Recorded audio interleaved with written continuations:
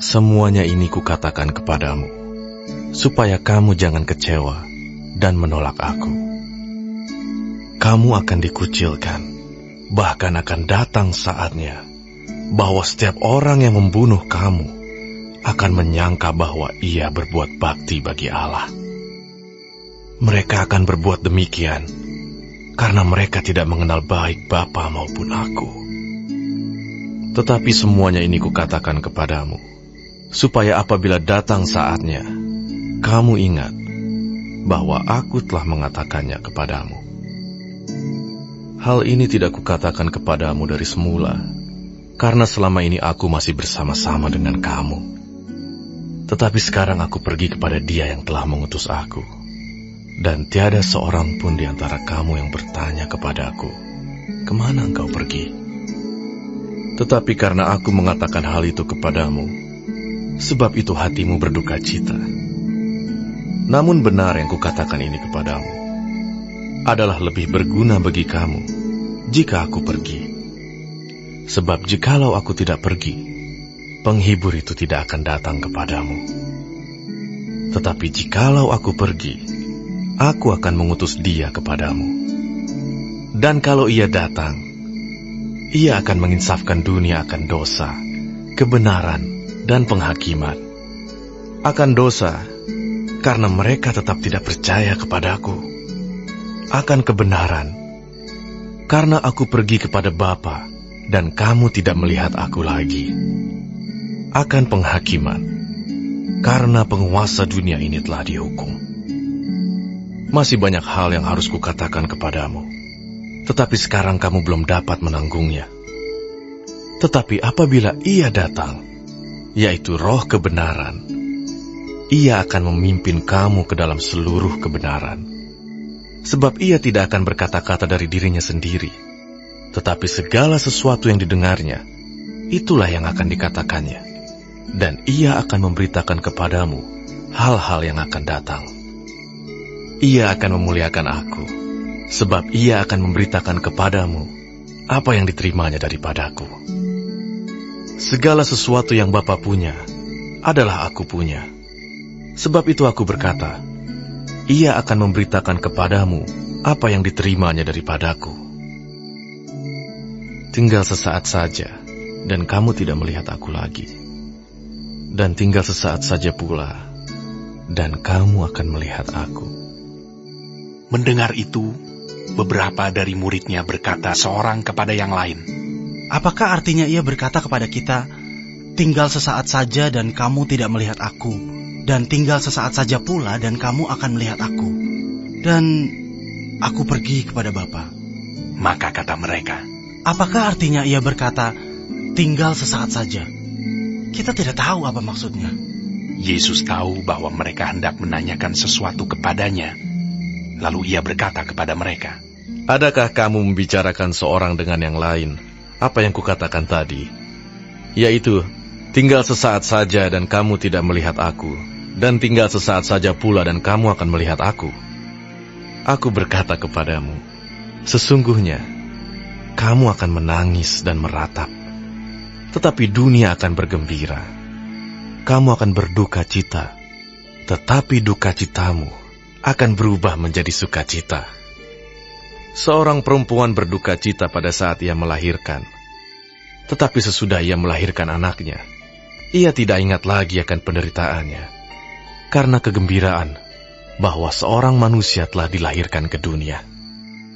Demikian juga kamu sekarang diliputi duka cita, tetapi aku akan melihat kamu lagi, dan hatimu akan bergembira, dan tidak ada seorang pun yang dapat merampas kegembiraanmu itu daripadamu. Dan pada hari itu, kamu tidak akan menanyakan apa-apa kepadaku. Aku berkata kepadamu, sesungguhnya, segala sesuatu yang kamu minta kepada Bapa akan diberikannya kepadamu dalam namaku. Sampai sekarang kamu belum meminta sesuatu pun dalam namaku. Mintalah, maka kamu akan menerima, supaya penuhlah sukacitamu. Semuanya ini kukatakan kepadamu dengan kiasan, akan tiba saatnya aku tidak lagi berkata-kata kepadamu dengan kiasan, tetapi terus terang memberitakan Bapa kepadamu.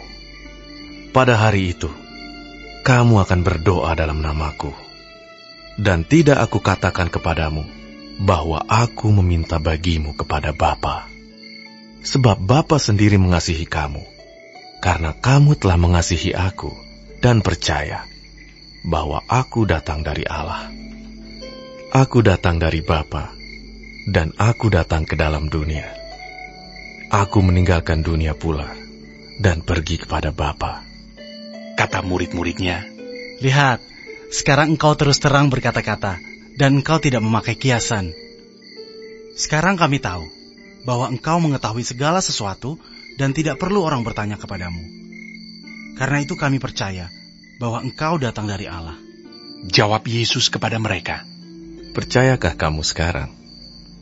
Lihat, saatnya datang, bahkan sudah datang, bahwa kamu dicerai-beraikan masing-masing ke tempatnya sendiri, dan kamu meninggalkan aku seorang diri. Namun aku tidak seorang diri, sebab Bapa menyertai aku. Semuanya itu kukatakan kepadamu, supaya kamu beroleh damai sejahtera dalam aku. Dalam dunia kamu menderita penganiayaan, tetapi kuatkanlah hatimu. Aku telah mengalahkan dunia.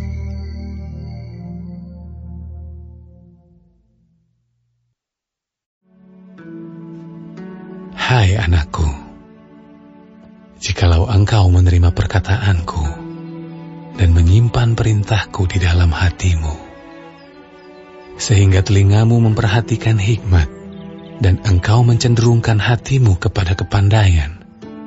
Ya, jikalau engkau berseru kepada pengertian dan menunjukkan suaramu kepada kepandaian, jikalau engkau mencarinya seperti mencari perak dan mengejarnya seperti mengejar harta terpendam, maka engkau akan memperoleh pengertian tentang takut akan Tuhan dan mendapat pengenalan akan Allah. Karena Tuhanlah yang memberikan hikmat, dari mulutnya datang pengetahuan dan kepandaian.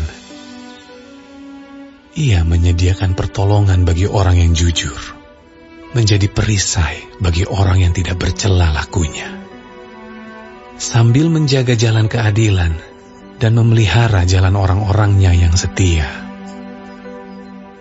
Maka engkau akan mengerti tentang kebenaran, keadilan, dan kejujuran, bahkan setiap jalan yang baik. Karena hikmat akan masuk ke dalam hatimu, dan pengetahuan akan menyenangkan jiwamu. Kebijaksanaan akan memelihara engkau, kepandaian akan menjaga engkau, supaya engkau terlepas dari jalan yang jahat, dari orang yang mengucapkan tipu muslihat, dari mereka yang meninggalkan jalan yang lurus dan menempuh jalan yang gelap, yang bersukacita melakukan kejahatan, bersorak-sorak karena tipu muslihat yang jahat, yang berliku-liku jalannya, dan yang sesat perilakunya.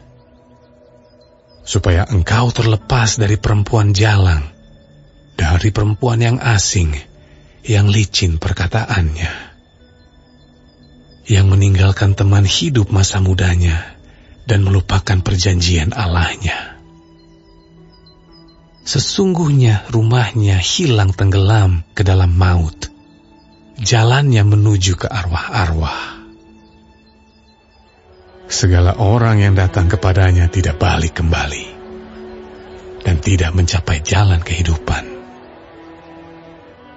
Sebab itu, tempuhlah jalan orang baik dan peliharalah jalan-jalan orang benar. Karena orang jujurlah akan mendiami tanah, dan orang yang tak bercelalah yang akan tetap tinggal di situ. Tetapi orang fasik akan dipunahkan dari tanah itu, dan pengkhianat akan dibuang dari situ.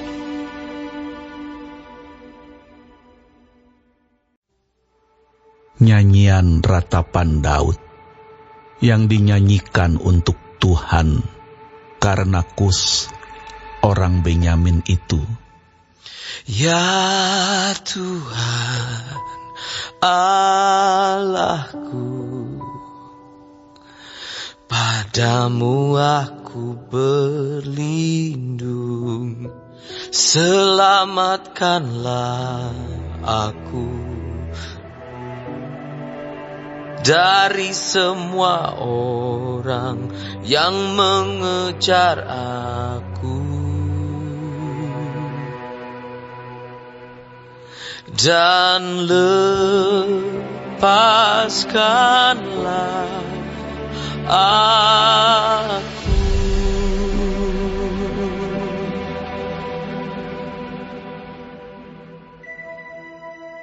Supaya jangan mereka seperti singa menerkam aku dan menyeret aku, dengan tidak ada yang melepaskan.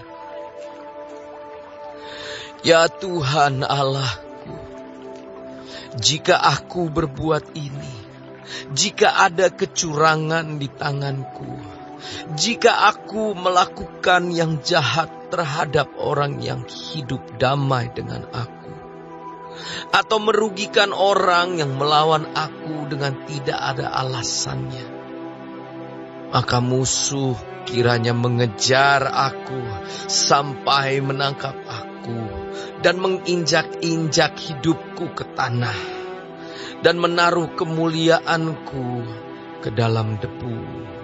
Selah.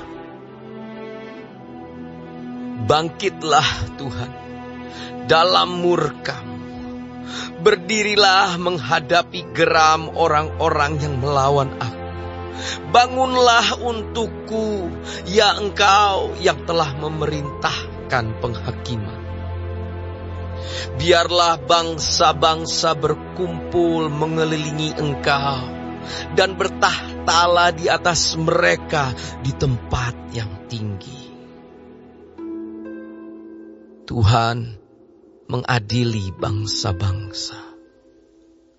Hakimilah aku, Tuhan. Apakah aku benar? Dan apakah aku tulus ikhlas? Biarlah berakhir kejahatan orang fasik, tetapi teguhkanlah orang yang benar. Engkau yang menguji hati dan batin orang, ya Allah yang adil. Perisai bagiku adalah Allah yang menyelamatkan orang-orang yang tulus hati. Allah adalah hakim yang adil dan Allah yang murka setiap saat. Sungguh, kembali ia mengasah pedangnya, melentur busurnya dan membidik. Terhadap dirinya, ia mempersiapkan senjata-senjata yang mematikan dan membuat anak panahnya menjadi menyala. Sesungguhnya, orang itu hamil dengan kejahatan. Ia mengandung kelaliman dan melahirkan dusta. Ia membuat lubang dan menggalinya, tetapi ia sendiri jatuh ke dalam pelubang yang dibuatnya. Kelaliman yang dilakukannya kembali menimpa kepalanya, dan kekerasannya turun menimpa batu kepalanya. Aku hendak bersyukur kepada Tuhan karena keadilannya, dan bermazmur bagi nama Tuhan yang maha tinggi.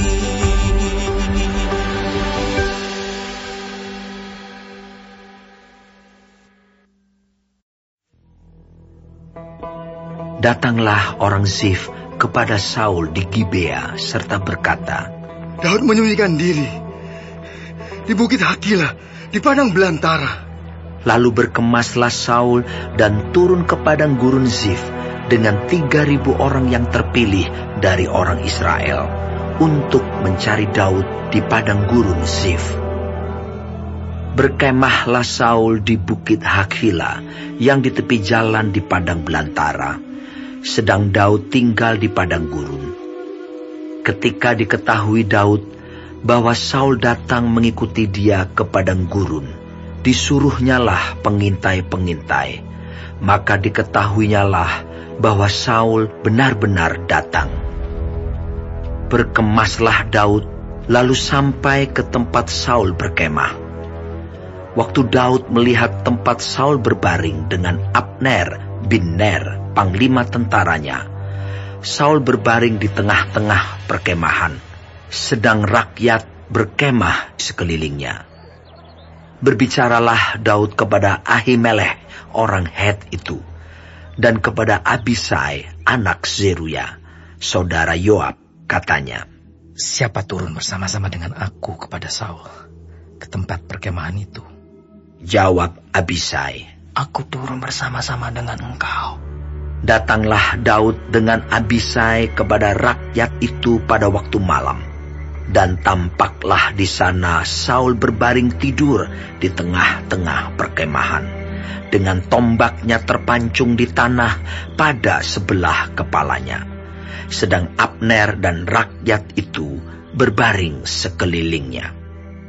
Lalu berkatalah Abisai kepada Daud, "Pada hari ini Allah telah menyerahkan musuhmu ke dalam tanganmu. Oleh sebab itu izinkanlah kiranya aku menancapkan dia ke tanah dengan tombak ini, dengan satu tikaman saja. Tidak usah dia kutancapkan 2 kali." Tetapi kata Daud kepada Abisai, "Jangan musnahkan dia. Sebab siapakah yang dapat menjamah orang yang diurapi Tuhan dan bebas dari hukuman?" Lagi kata Daud, "Demi Tuhan yang hidup, niscaya Tuhan akan membunuh dia. Entah karena sampai ajalnya dan ia mati, entah karena ia pergi berperang dan hilang lenyap di sana. Kiranya Tuhan menjauhkan daripadaku untuk menjamah orang yang diurapi Tuhan. Ambillah sekarang tombak yang ada di sebelah kepalanya dan kendi itu, dan marilah kita pergi." Kemudian Daud mengambil tombak dan kendi itu dari sebelah kepala Saul. Lalu mereka pergi. Tidak ada yang melihatnya, tidak ada yang mengetahuinya, tidak ada yang terbangun, sebab sekaliannya tidur, karena Tuhan membuat mereka tidur nyenyak. Setelah Daud sampai ke seberang, berdirilah ia jauh-jauh di puncak gunung, sehingga ada jarak yang besar antara mereka. Dan berserulah Daud kepada tentara itu dan kepada Abner bin Ner, katanya, "Tidakkah engkau menjawab, Abner?" Maka jawab Abner, katanya, "Siapakah engkau ini yang berseru-seru kepada raja?" Kemudian berkatalah Daud kepada Abner, "Apakah engkau ini bukan laki-laki? Siapakah yang seperti engkau di antara orang Israel? Mengapa engkau tidak mengawal tuanmu raja? Sebab ada seorang dari rakyat yang datang untuk memusnahkan raja, tuanmu itu. Tidak baik hal yang kau perbuat itu. Demi Tuhan yang hidup, kamu ini harus mati. Karena kamu tidak mengawal tuanmu, orang yang diurapi Tuhan itu. Sekarang, lihatlah, di mana tombak raja dan kendi yang ada di sebelah kepalanya." Saul mengenal suara Daud. Lalu ia berkata, "Suaramu kah itu, anakku Daud?" Jawab Daud, "Suaraku, tuanku raja." Lalu berkatalah ia, "Mengapa pula tuanku mengejar hambanya ini? Apa yang telah kuperbuat? Apakah kejahatan yang melekat pada tanganku? Oleh sebab itu, kiranya tuanku raja mendengarkan perkataan hambanya ini. Jika Tuhan yang membujuk engkau melawan aku, maka biarlah ia mencium bau korban persembahan. Tetapi jika itu anak-anak manusia, terkutuklah mereka di hadapan Tuhan. Karena mereka sekarang mengusir aku, sehingga aku tidak mendapat bagian daripada milik Tuhan. Dengan berkata, pergilah, beribadahlah kepada Allah lain. Sebab itu, janganlah kiranya darahku tertumpah ke tanah, jauh dari hadapan Tuhan. Sebab Raja Israel keluar untuk mencabut nyawaku, seperti orang memburu seekor ayam hutan di gunung-gunung. Lalu berkatalah Saul, aku telah berbuat dosa. Pulanglah anakku Daud, sebab aku tidak akan berbuat jahat lagi kepadamu, karena nyawaku pada hari ini berharga di matamu. Sesungguhnya perbuatanku itu bodoh, dan aku sesat sama sekali. Tetapi Daud menjawab, inilah tombak itu, ya Tuanku Raja. Baiklah salah seorang dari orang-orangmu menyeberang untuk mengambilnya. Tuhan akan membalas kebenaran dan kesetiaan setiap orang. Sebab Tuhan menyerahkan engkau pada hari ini ke dalam tanganku. Tetapi aku tidak mau menjamah orang yang diurapi Tuhan. Dan sesungguhnya, seperti nyawamu pada hari ini berharga di mataku, demikianlah hendaknya nyawaku berharga di mata Tuhan. Dan hendaknya ia melepaskan aku dari segala kesusahan.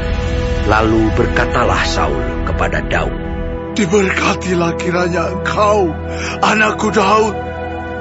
Apa jua pun yang kau perbuat, pastilah engkau sanggup melakukannya. Lalu pergilah Daud meneruskan perjalanannya, dan pulanglah Saul ke tempatnya.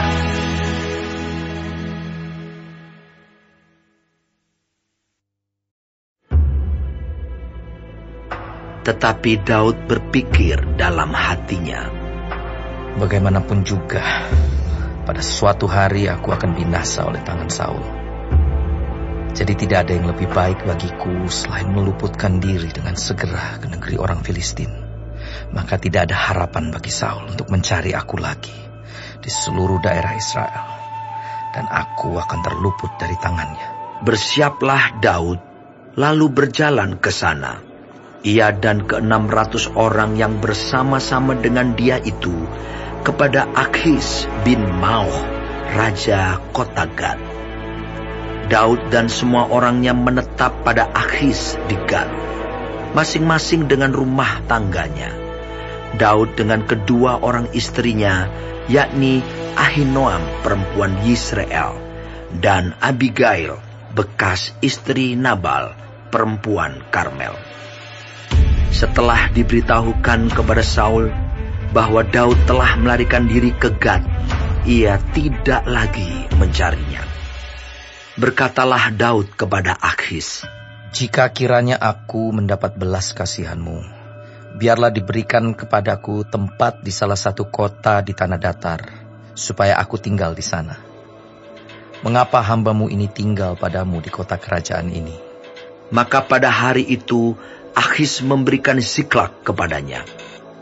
Itulah sebabnya Siklak menjadi kepunyaan raja-raja Yehuda sampai sekarang. Dan lamanya Daud tinggal di daerah orang Filistin adalah 1 tahun 4 bulan. Maka Daud dan orang-orangnya bergerak maju dan menyerbu orang Gesur, orang Girzi, dan orang Amalek.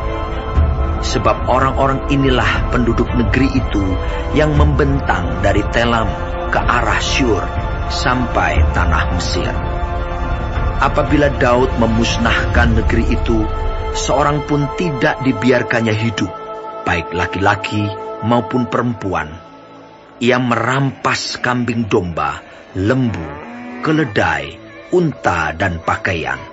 Kemudian pulanglah ia dan kembali kepada Akhis. Jika Akhis bertanya, di mana kamu menyerbu pada hari ini? Maka jawab Daud, di tanah Negeb Yehuda. Atau di tanah Negeb orang Yerahmeel. Atau di tanah Negeb orang Keni. Daud tidak membiarkan hidup seorang pun, baik laki-laki maupun perempuan, untuk dibawa ke Gad, sebab pikirnya, jangan-jangan mereka mengabarkan tentang kami dengan berkata, beginilah dilakukan Daud. Itulah kebiasaannya selama ia tinggal di daerah orang Filistin. Tetapi Akhis mempercayai Daud sebab pikirnya, tentulah ia telah membuat diri dibenci di antara orang Israel, bangsanya. Ia akan menjadi hambaku sampai selamanya.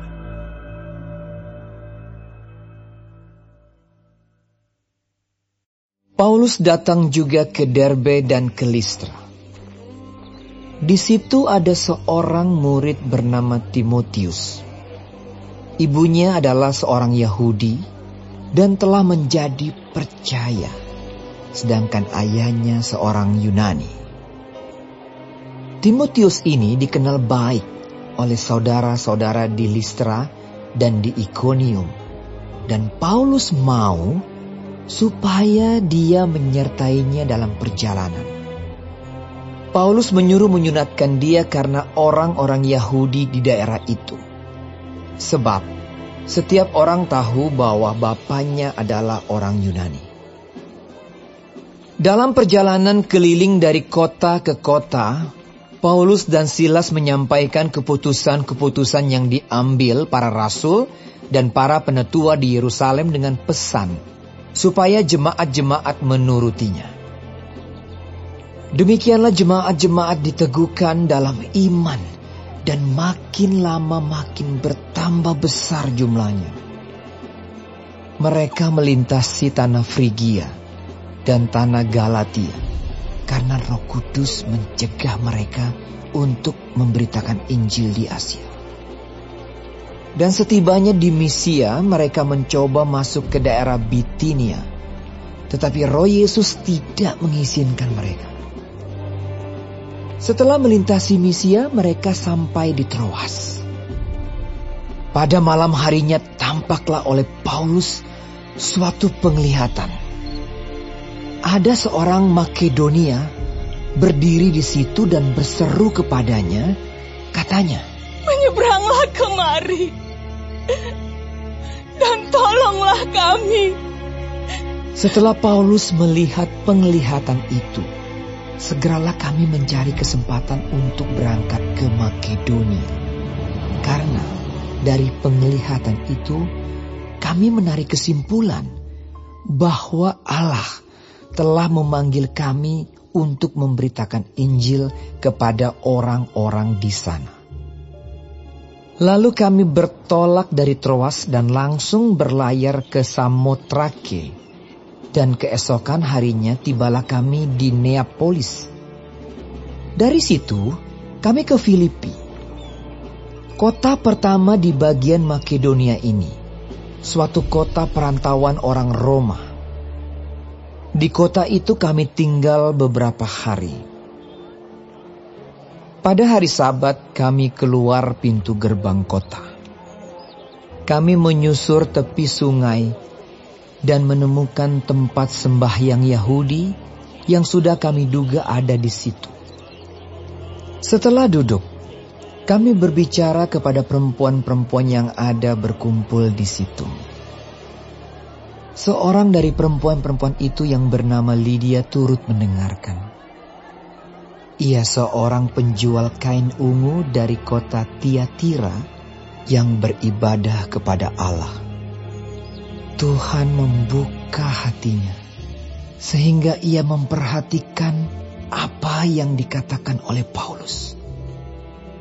Sesudah ia dibaptis bersama-sama dengan seisi rumahnya, ia mengajak kami.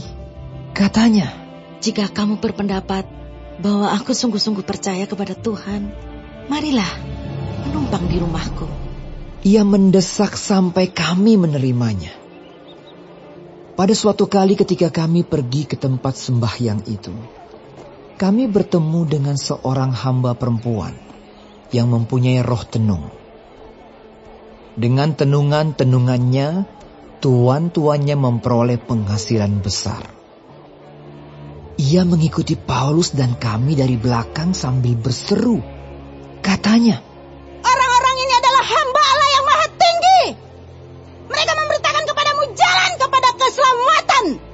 Hal itu dilakukannya beberapa hari lamanya. Tetapi ketika Paulus tidak tahan lagi akan gangguan itu, ia berpaling dan berkata kepada roh itu, "Demi nama Yesus Kristus, aku menyuruh engkau keluar dari perempuan ini." Seketika itu juga keluarlah roh itu.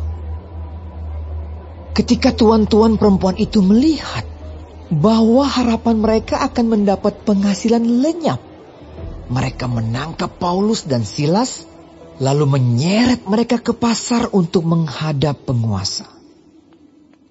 Setelah mereka membawa keduanya menghadap pembesar-pembesar kota itu, berkatalah mereka. Katanya, "Orang-orang ini mengacau kota kita ini, karena mereka orang Yahudi, dan mereka mengajarkan adat istiadat yang kita sebagai orang Rom tidak boleh menerimanya atau menurutinya." Juga orang banyak bangkit menentang mereka.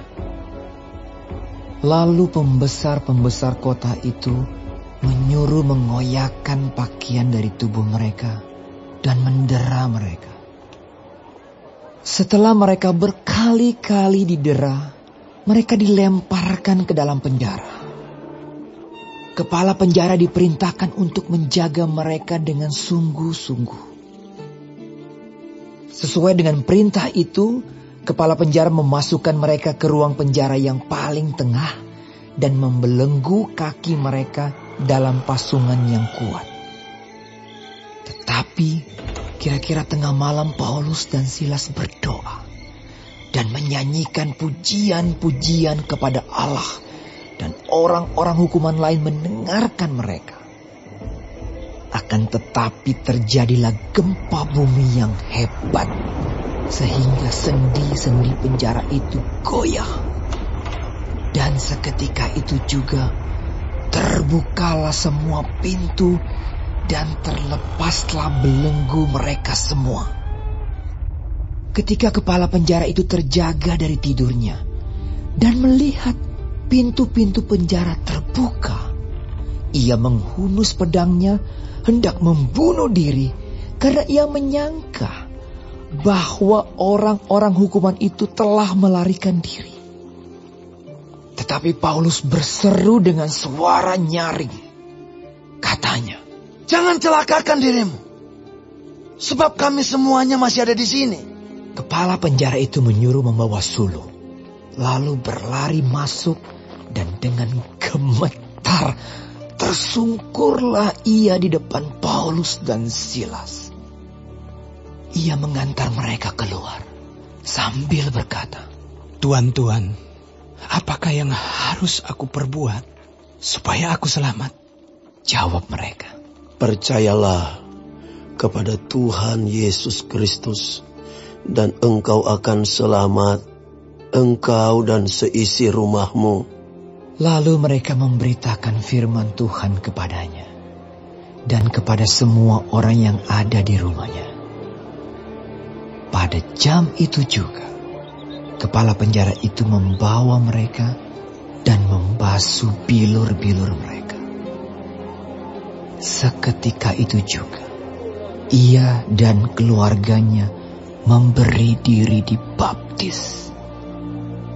Lalu ia membawa mereka ke rumahnya dan menghidangkan makanan kepada mereka. Dan ia sangat bergembira bahwa ia dan seisi rumahnya telah menjadi percaya kepada Allah. Setelah hari siang, pembesar-pembesar kota menyuruh pejabat-pejabat kota pergi kepada kepala penjara dengan pesan, "Lepaskanlah kedua orang itu." Kepala penjara meneruskan pesan itu kepada Paulus. Katanya, "Pembesar-pembesar kota telah menyuruh melepaskan kamu. Jadi keluarlah kamu sekarang dan pergilah dengan selamat." Tetapi Paulus berkata kepada orang-orang itu, "Tanpa diadili, mereka telah mendera kami, warga negara Roma, di muka umum, lalu melemparkan kami ke dalam penjara. Sekarang mereka mau mengeluarkan kami dengan diam-diam. Tidak mungkin demikian. Biarlah mereka datang sendiri dan membawa kami keluar. Pejabat-pejabat itu menyampaikan perkataan itu kepada pembesar-pembesar kota. Ketika mereka mendengar bahwa Paulus dan Silas adalah orang Rom, maka takutlah mereka. Mereka datang minta maaf, lalu membawa kedua rasul itu keluar dan memohon supaya mereka meninggalkan kota itu. Lalu mereka meninggalkan penjara itu dan pergi ke rumah Lydia. Dan setelah bertemu dengan saudara-saudara di situ dan menghiburkan mereka, berangkatlah kedua rasul itu.